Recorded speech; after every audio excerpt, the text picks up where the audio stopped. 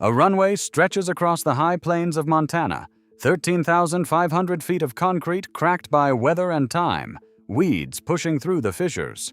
On either side sit structures built for giants, hangars so vast they seem designed for a civilization that no longer exists, their doors sealed or hanging open onto empty darkness. In the distance, a control tower stands alone like a sentinel, with no one left to command, its windows dark. And near the entrance to this place, mounted on a concrete pedestal as if it were a monument in a national park, sits a B-52 Stratofortress bomber, the most powerful aircraft ever built for sustained flight, painted and preserved and permanently grounded. The plaque reads simply, "This aircraft stood nuclear alert." Behind the B-52, visible from the gate, sits an entire neighborhood of neat 1950s suburban houses, all of them painted, all of them closed, all of them waiting in a town that emptied decades ago. St. Marie, Montana was not built as a town. It was built as an Air Force base, and then it became something stranger, a place built for war that survived peace by becoming a ruin. The question that hangs over this landscape is simple and almost impossible to answer. How did an entire American military city just vanish, leaving the machines behind? The answer begins not in Montana, but in the doctrine that created the need for St. Marie in the first place. In the late 1940s, the Strategic Air Command, SAC, adopted a strategy so radical it would reshape American military geography forever. General Curtis LeMay, the man who ran SAC from 1948 to 1957, demanded that American nuclear bombers remain airborne continuously, day and night, rotating through the sky in perpetual readiness. If an enemy attacked, America's retaliatory force could not be caught on the ground. This meant one terrifying certainty. Bombers had to be launch-ready within 15 minutes at any moment, on any day, for as long as the Cold War lasted. No commander could guarantee how long that would be. To execute this doctrine, the Air Force needed forward-deployed bases scattered across the continental United States, places where crews could be stationed, where bombers could be fueled and armed and kept ready, where families could be housed so pilots did not have to travel. The land itself had to be chosen carefully. It needed isolation. It needed elevation. It needed to be positioned so that the bombers stationed there could reach Soviet territory if the order came. In 1942, the Air Force identified a remote valley in northern Montana as a training facility. 3 decades later, that same valley would become home to Strategic Air Command's most critical deterrent system. St. Marie sits at 4,800 feet of elevation on the northern high plains, 70 miles from the nearest city of any size, surrounded by rolling grassland and mountain horizons. It was perfect. The base was constructed between 1955 and 1965, expanding from an older World War II training facility into something far larger. The runway needed to handle fully loaded B-52 Stratofortress and B-47 Stratojet bombers, massive airframes that required extraordinary concrete distances to achieve takeoff. 13,500 feet. That is 2.5 miles of unbroken runway, poured and maintained not just for daily operations, but for emergency scenarios, for fully armed bombers, for a margin that admitted no error. The base itself eventually covered 8,000 to 12,000 acres of Montana high plains, but a runway alone cannot support a deterrent. The base needed infrastructure. Hangars, massive steel structures built to shelter aircraft worth millions of dollars. Fuel farms, weapons storage bunkers built with blast-resistant design. Alert pads, concrete squares where bombers would be parked in the open, fueled, armed, waiting. Crew quarters where pilots and weapons officers would rest between sorties. A command center, security perimeter fencing. And because the Strategic Air Command wanted continuous rotation, crews changing every 6 hours, the alert mission continuing without break, the base also needed family housing. This is where St. Marie stopped being a military installation and started becoming a city. Between 1955 and 1965, the Air Force built approximately 1,200 to 1,400 family housing units. Each unit housed an average of 4.5 people. That meant roughly 5,400 to 6,300 family members would be living inside the perimeter.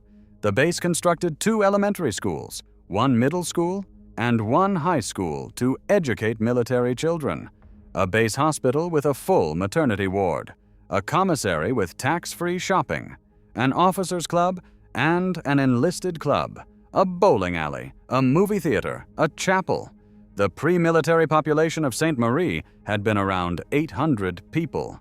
By the mid-1960s, with families, military personnel, and civilian workers combined, the total population had swelled to somewhere between 12,000 and 14,000 residents. An entire American military city had been built from the ground up in a decade, founded not on geography or commerce, but on the single fact that nuclear weapons required housing. The Air Force had created a machine, and the machine required a town. By the mid-1960s, Ste. Marie Air Force Base operated in a state of permanent urgency that most Americans never witnessed and could never fully understand. The runway hummed. Alert crews cycled through their rotations every 6 hours, pilots and weapons officers taking their places in the bombers parked on the alert pads, sitting in air-conditioned cockpits with their hands near switches and buttons that could launch nuclear weapons toward the Soviet Union within 15 minutes of receiving the order. The bombers themselves were fueled and armed continuously. The engines could start within minutes. The ordnance was live. This was not a training exercise or a theoretical readiness. This was a constant, grinding reality that would persist for 26 years. The base operated on a schedule that most American towns never experienced. Gate traffic built before sunrise, as the night shift gave way to the morning shift. Commissary lines formed at predictable hours. Children walked to school while their fathers were either preparing for alert duty or returning from it. The sound of B-52 and B-47 engines would roar across the high plains at any hour, takeoffs at midnight, landings at dawn, the deep percussion of strategic bombers becoming so ordinary to the people who lived there that silence would have felt wrong. One pilot's wife, remembering those years decades later, said the noise was simply part of the town. You stopped hearing it. That was the problem. You stopped hearing it. And then you forgot that your husband was in the sky with weapons that could destroy cities, and that the entire reason your comfortable suburban house existed was to support his readiness to deliver those weapons. The base had approximately 3,500 to 4,000 military personnel at peak strength, supported by 800 to 1,200 civilian workers, mechanics, ordnance specialists, security personnel, administrative staff, engineers, supply clerks. These civilians lived in the town of Ste. Marie or on base housing, and many of them had families. The base was not just a military installation. It was an employer. It was the economic anchor of the entire region. Outside the gate, on the town's main street, businesses depended almost entirely on military payroll. Diners, auto shops, gas stations, grocery stores, movie theaters, bars, bowling alleys. The local economy was not diversified. It was not resilient. It was built on a single federal mission. If that mission continued, the town would thrive. If it ended, the town would collapse. Inside the base, life operated with military precision. School buses ran on schedule. The base newspaper came out weekly with news of base operations, sports scores, and family announcements. The Ste. Marie High School, built in 1957 to accommodate approximately 600 to 800 students, became the center of military family life. Yearbooks from the 1960s and 1970s show teenagers in letter jackets, prom photographs, football teams, debate clubs, all of it the texture of ordinary American high school life. Except that these teenagers grew up hearing bombers, watching their fathers leave for alert duty, and living inside a secret military mission. The base had a hospital with a maternity ward where between 1955 and 1990, an estimated 400 to 600 children were born, an entire generation that would literally enter the world inside a nuclear deterrent system. The social life was structured, predictable, and bound entirely by the base. Officers had officers' clubs where they socialized, danced, and reinforced the social hierarchy of military rank. Enlisted personnel had their own clubs. The chapel served military families of all denominations. Commissaries offered tax-free shopping, a symbol of military privilege that reinforced the separation between those inside the base and those outside. The base had its own fire department, its own security force, its own police. It was not a town that happened to have a military presence. It was a military installation that had been forced to become a town because the mission required families to stay. And the mission was relentless. 24 hours a day, every day of the year, B-52 bombers were on alert. The air crews rotated, the weapons remained, the alert pads never emptied, the runway never closed, the control tower never went dark. This was what Strategic Air Command doctrine demanded, a perpetual state of readiness that no civilian town could have maintained alone. The entire infrastructure existed to support this single, terrible mission, to ensure that if the Soviet Union attacked the United States, American nuclear weapons would already be airborne and capable of retaliation. For the people who lived at Ste. Marie, this was normal. Families bought houses, children grew up, workers clocked in, the base published its newspaper, schools held graduation ceremonies, the commissary stayed crowded, the main street businesses thrived, the paycheck was real, the community was real, the social institutions were real. People stayed for 20, 30 years. They raised children here. They planned retirements here. They believed, with the kind of faith that only comes from living inside a structure so large and permanent-seeming that it appears to be part of the natural landscape, that this place would last forever.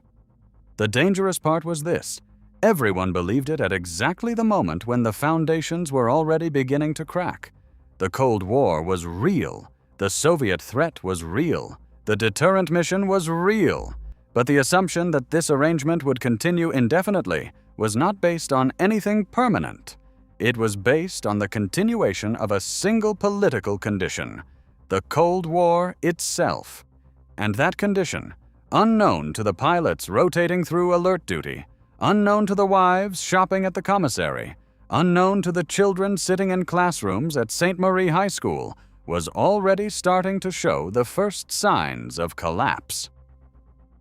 By the 1980s, military strategy was shifting. Missiles in silos and submarines could deliver nuclear weapons with less expense and less infrastructure than maintaining a fleet of massive bombers. The Strategic Air Command's role was being questioned, analyzed, reconsidered. The Soviet Union itself was beginning to fracture. The doctrine that had built St. Marie, the doctrine that required continuous bomber alert, forward-deployed bases, permanent crews, and family housing, was becoming strategically redundant. The place that had been built because America feared Soviet attack was now built on a fear that was fading. But the people at St. Marie did not know this. They went to work. They sent their children to school. They attended commissary shopping, base dances, chapel services. The bombers kept taking off. The alert pads stayed full. The mission seemed permanent. The base seemed built to last. And then, in 1991, the government made a decision that would erase all of that.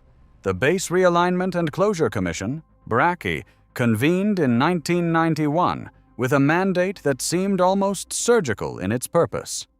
Identify redundant military installations and recommend them for closure. The Cold War had ended. The Soviet Union was collapsing. The Pentagon faced a future where it would need fewer bases, fewer personnel, fewer bombers on alert.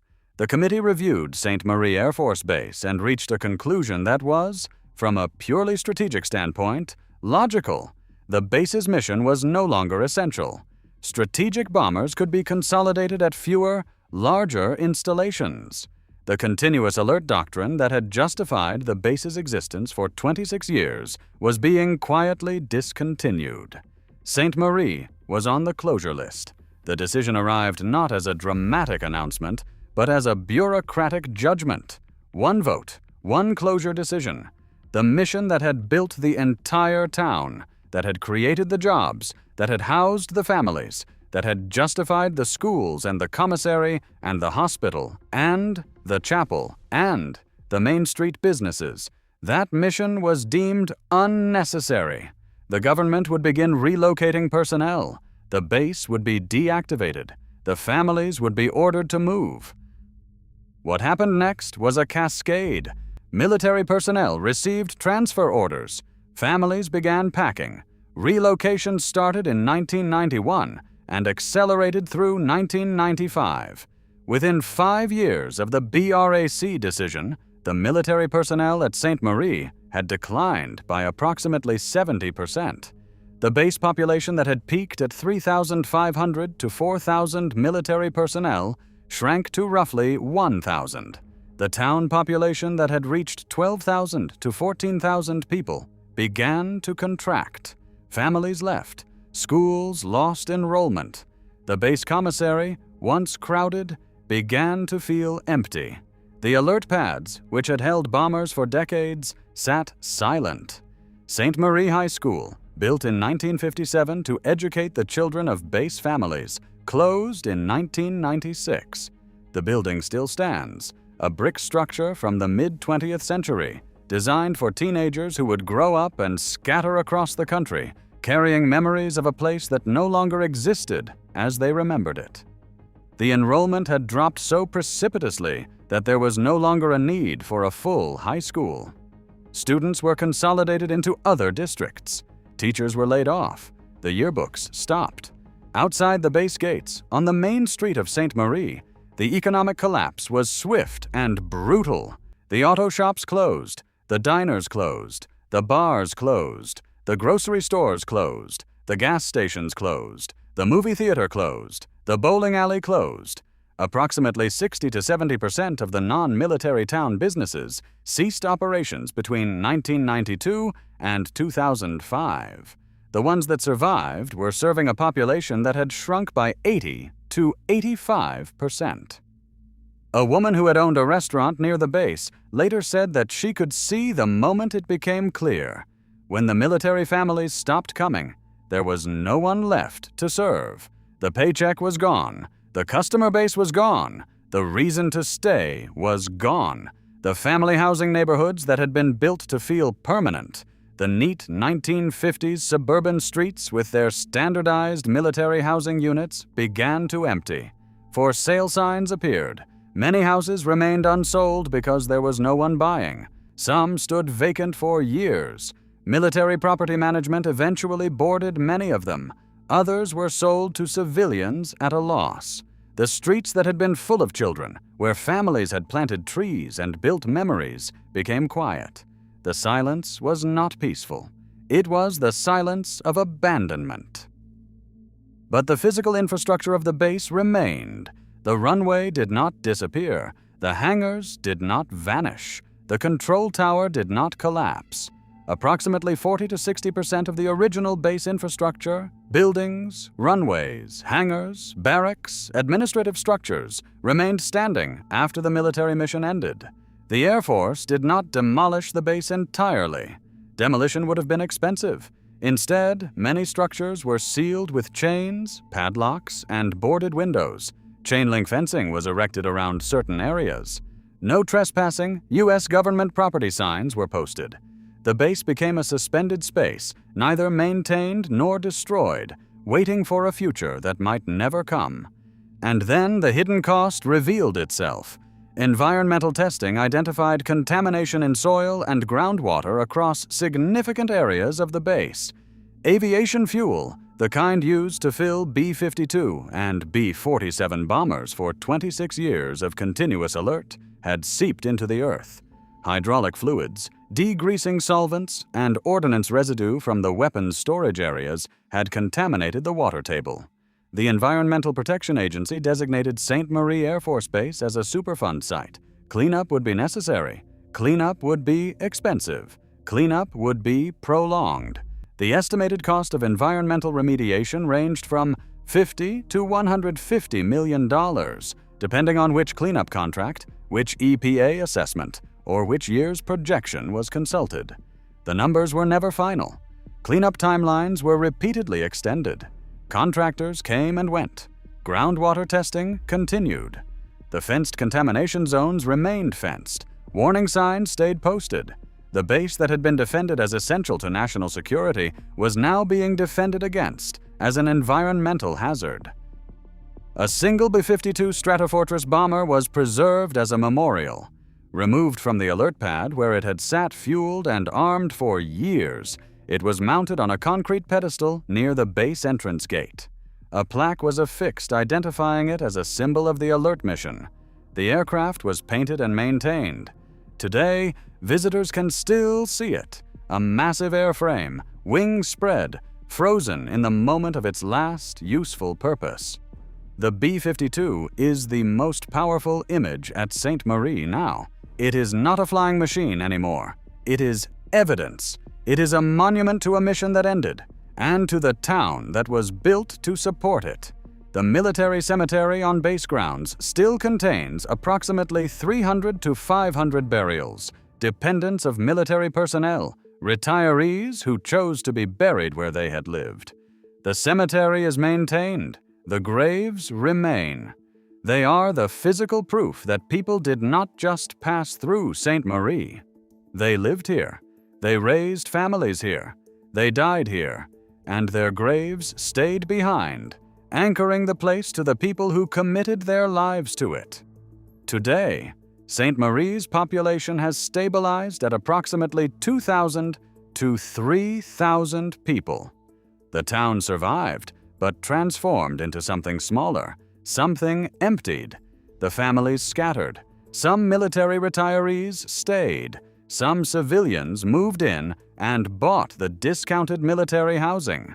Attempts to redevelop the base have been complicated by the contamination. The Environmental Protection Agency's involvement means that any new use must account for the chemical legacy of the deterrent mission. Plans for business parks, light industry, or other commercial purposes have been delayed repeatedly. The cleanup continues. The base remains partially suspended, too toxic for unrestricted development, too expensive to demolish entirely, too large to ignore. The control tower still stands at the end of the runway. The runway still stretches 13,500 feet across the Montana High Plains. The hangars remain, some sealed, some slowly deteriorating. The family housing units remain, many of them now occupied by civilians who bought them cheaply from the military, living in homes that were built for a different purpose, in a town that was built for a different reason. The B-52 on its pedestal still points toward a war that never came, toward a deterrent that is no longer needed, toward a mission that is finished. And when you stand at that gate, looking at the runway stretching into the distance, at the control tower standing empty against the sky, at the sealed hangars and the fenced contamination zones and the quiet neighborhoods beyond, you understand what Sainte Marie actually was. Not a town, but a weapons platform.